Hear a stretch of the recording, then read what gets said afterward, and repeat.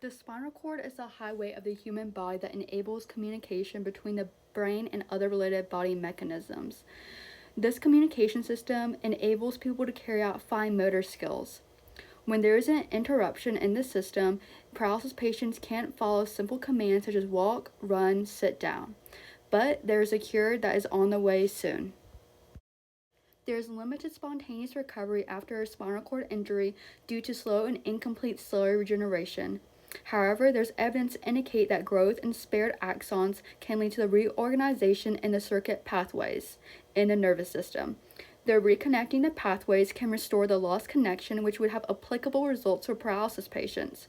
Mature glial cells express inhibitory molecules such as myelin-associated proteins and repulsive molecules that prevent cellular regeneration after a lesion.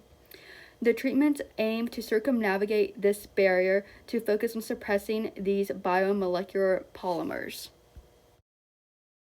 The cortical spinal tract, otherwise known as the CST, is a major neuronal pathway providing both voluntary and fine motor functions to the lower extremities and the trunk. It starts at the cerebral cortex that terminates on lower motor neurons and interneurons in the spinal cord.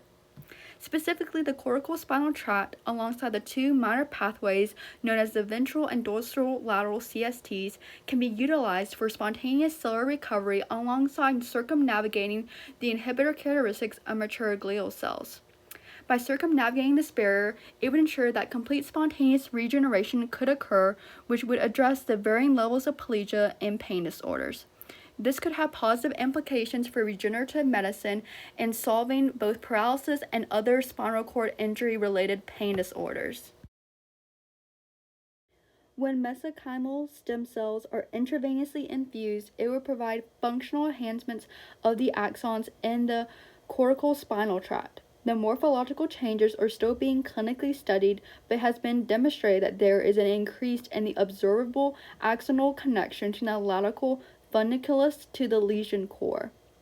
Therefore, the ability to establish an increased axonal network provides a foundation for cellular regeneration of the damaged nerves in the cortical spinal tract.